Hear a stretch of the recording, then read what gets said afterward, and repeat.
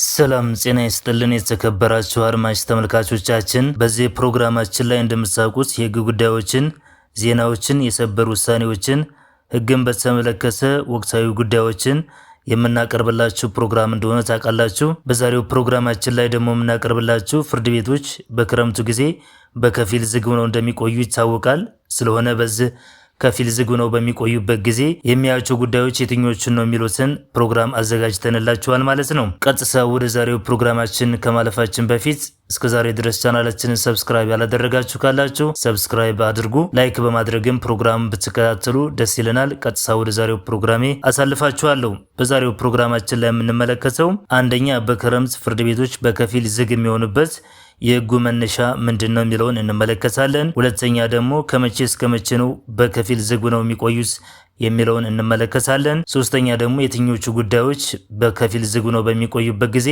ይታያሉ የሚሉትን እንመለከታለን ማለት ነው። የመጀመሪያውን ጥያቄ ለመመለስ ያክል በክረምት ፍርድ ቤቶች በከፊል ዝግ የሚሆኑበት የህጉ መሰረት ምንድነው የሚለውን ነገር ስንመለከት የህጉ መሰረት የተሻሻለው የአማራ ክልል ፍርድ ቤቶች የዳኞች አስተዳደር ጉባኤ ማቋቋሚያ አዋጅ ቁጥር 282 2004 አንቀጽ 41 ንዑስ አንቀጽ 1 ነው። ሁለተኛውን ጥያቄ መልስ ለመስጠት ደግሞ ከመቼ እስከ መቼ ነው ዝግ ነው በከፊል የሚቆዩት የሚለውን ነገር ስንመለከት በከፊል ዝግ ነው የሚቆዩት ከነሐሴ 1 ቀን እስከ መስከረም 30 ነው። እደግምላችኋለሁ።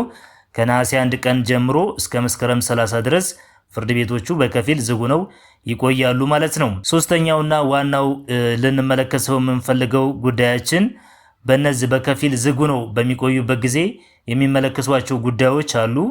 እነዚህ የሚመለከቷቸው ጉዳዮች የትኞቹ ናቸው የሚለውን ነው የምንመለከተው። እነዚህ ጉዳዮች ፍርድ ቤቶች በከፊል ዝግ ከሆኑ በኋላ የሚመለከቷቸው ጉዳዮች እነዚህ ናቸው። አንደኛ የቀለብ ክርክሮች ናቸው። ሁለተኛ በስምምነት የሚቋጩ ማንኛውም ጉዳዮች ናቸው።